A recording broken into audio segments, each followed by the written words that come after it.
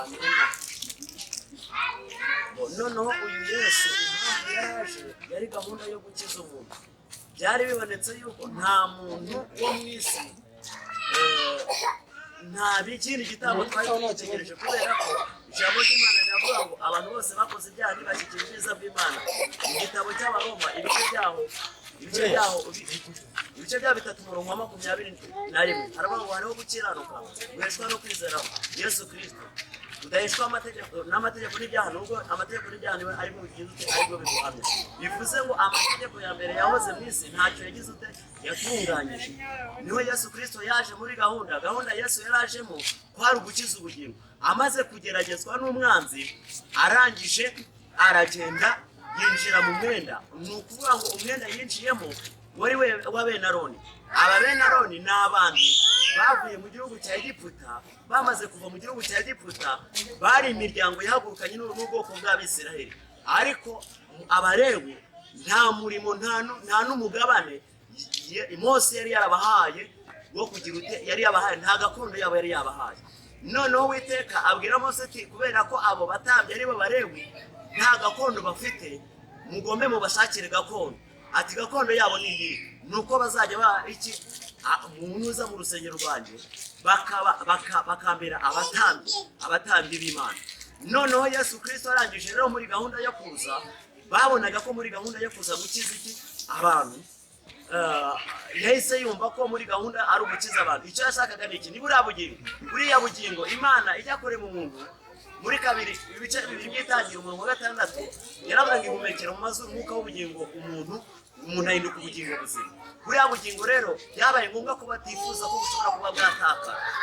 Impamvu iriya nama yakozwe ya kabiri y'agakiza kwari ukugira ngo buriya bugingo buzamuke bujye imbere y'Imana. Imana yabonaga ko muri gahunda nta bugingo bwari bukizamuka ngo bujye gusingiza Imana.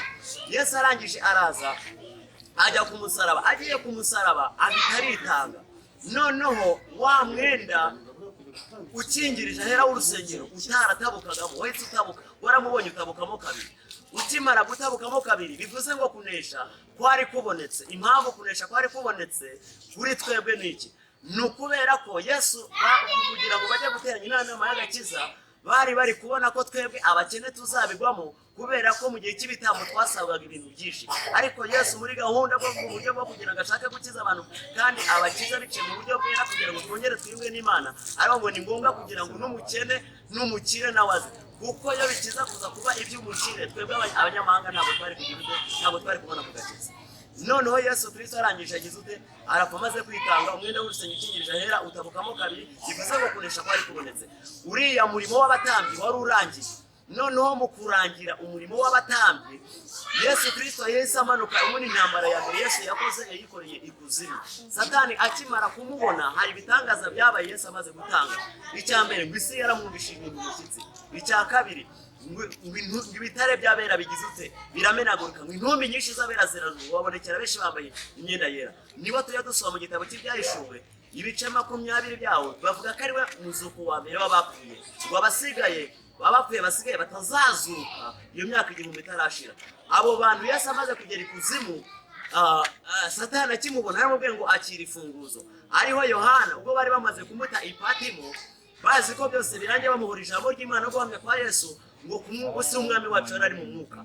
Ngo agiye kumva yumva inyuma ye ngo hari ijwi rimeze nk'iry'impanda. Iryo jwi ryaramubwira ngo ni ufite urufunguzo z'urupfu n'izikuzimu, ngo wandike ibyo ubonye n'ibiriho n'ibiri bukurikireho, ngo kandi n'ubwira ubw'inyenyeri z'ubonanye mu kuboko kwanjye kw'iburyo, ngo n'ibitereko by'amatabaza birindwi by'izahabu. Amena. Noneho uyu muntu arangije Yesu arangije aritanga. Bivuze ngo umurimo w'abatambyi wari ugize ute wari urangiye. Kunesha kwari kubonetse.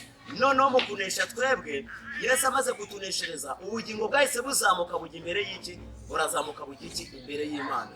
Bivuze ngo igitambo twebwe abanyamahanga kugira ngo akagakiza kagira ute kadushikeho, akagashyitsi ubundi twebwe abanyamahanga ntabwo gahara kacu.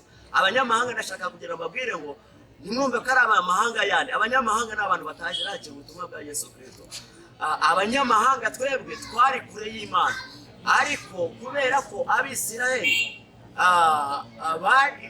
ari igihugu cyari kigaruriwe n'ibindi bihugu, ngo bari bategereje cyane kubona Mesiya ngo azabakize ingoma y'iterabwoba. Noneho uyu Mesiya mu kumutegerezamo kubera igitutu n'umubabaro bari bariho, ngo bari ko Mesiya nubwo azaza kubarwana intambara nka Dawidi ngo bakize igitugu baterwaga n'ibindi bihugu byari bibagose. Ngo noneho kubera ko bari barasomye umuhanuzi Mika ibice 5 by'umuhanuzi wakomoka i Betelehemu, babona uwo Yesu muri gahunda na misiyo ntabwo afite gahunda yo kugira ute yo kubakiza. Arangije baramubaza ati ese bimeze gute? Ntabwo naje kuzana amahoro mu isi nk'uko mubyibwira, ahubwo naje kuzana inkota, kuko naje gutanya umwana na se, umukobwa na nyina mukazana na nyirabukwe.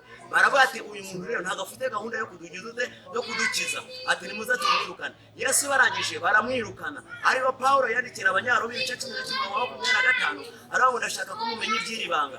Abisiraheli bamwe binangiye imitima, ariko si bose, kugeza ubwo abanyamahanga bazinjira mu itorero bakagera ku umubare ushyitse. Ubu ngubu mu kumutegereza Yesu abo ngabo aho gakiza katukura cyamutegetse kuko banze kumwakira mu gihe. Ni ukuvuga ngo twebwe abanyamahanga kugira ngo aka gakiza tukabone byatubereye twizeye rimwe, twizeye tumeze nka cya gisambo cyizeye Yesu ku musaraba rimwe gusa kigahita kigira ute gihinduka. Uko niko rero amategeko muri iki gihe cya none yatubereye umushora utugeza kuri Kristo. Niyo mpamvu mu gihe cya none nshaka kugira ngo mbwire abantu muri iki gihe cya none aribwo butumwa ndi kubaha, bamenye kuko uyu Yesu iyo twe twamaze kumwakira aya mazi barayanze Abisiraheli kugira ngo twebwe natwe tuyabone. Niyo mpamvu natwe abanyamahanga twabaye abo kuraganwa n'Abisiraheli kandi tutarabo muri gakondo yabo, kubera ko muri gahunda yacu twebwe twabagaho mu buzima bwo kugira ute bwo guterekera. Ariko mu gihe cya none twebwe turagira ute turajya ku musaraba tukavuga ngo Yesu tugize ute Yesu turengere. Ni ukuvuga ngo twebwe uyu Yesu nta kindi Yesu akuhamagarira muri iki gihe cya none. Mu Baroma ibice 10:9 abangu ni watuza akanwa kawe yuko Yesu ari umwami ukiza umutima ko Imana yamuzuye uzakizwa, kuko umutima umuntu ari we yizeza akabarwa kugira ute gukiranuka, akajya yakatuza akanwa kawe ariko yagira ute ajya yakizwa. Ni ukuvuga ngo uyu Yesu utugezemo kubera ko mu kiremwa muntu mu banyamahanga ikiremwa muntu twebwe kirwanirwamo n'ubwami bw'ubwami, kirwanirwamo n'ubwami bwe. Ubwami bubiri ni ubuhe? Satani ni muri iki gihe cya none ari kugenda mu ruserero yereka abantu ibihendo by'ibyaha, abereka gutera imbere mu buryo bw'umubiri, ariko atabereka mu buryo gutera mu buryo bwo kugira ute bwo gutera imbere mu buryo bw'umwuka. Aho ngaho mu buryo bwo gutera imbere mu buryo bw'umubiri turareba mu gitabo cy'umuhanuzi mu gitabo cya Yobu. Ubundi batwereka yuko Satani ubwo abana b'Imana bari bashengera Uwiteka kandi Satani yazanye nabo, Uwiteka abere Satani tuvuye ati mve gutambagira isi no kuyizera. Bivuga ngo Satani mpamvu ari mu ruserero ni ukubera ko nta buturo. Ubuturo Satani abugira ryari? Ubuturo Satani abugira iyo wamaze gukura Yesu muri we mu mutima wawe ukamukuraho ukamwimura muri wowe ugereza Satani icyicaro, aho nihagira ubuturo. Ni ukuvuga ngo yasanze Yesu Kristo ari muri wowe ntabwo agira ubuturo, ahubwo ahora ari inzererezi kuri bimwe na bimwe. Ni ukuvuga ngo yaravuze ngo Imana yaravuze ati gutambagira isi no kuyizera.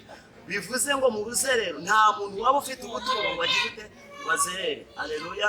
Niyo mpamvu rero mu gihe cya none ndi gushaka kugira ngo mbwire abantu mu gihe cya none ndashaka kugira ngo dukure Yesu Satani muri twebwe twimike Yesu, kuko Yesu uyu nguyu twimitse niwe uri kuduha ubugingo, niwe duhamagara ubugingo, ari we yahamagaye abwira abantu ngo yemwe abarushye n'abaremerewe ngo nimuze munsange ngirute n'abaruhura, ngo mwemere ko abagaragu banjye munyigire kuko noroheje n'ubugwa neza, ngo nibwo natwe tuzabona iki amahoro mu mutima.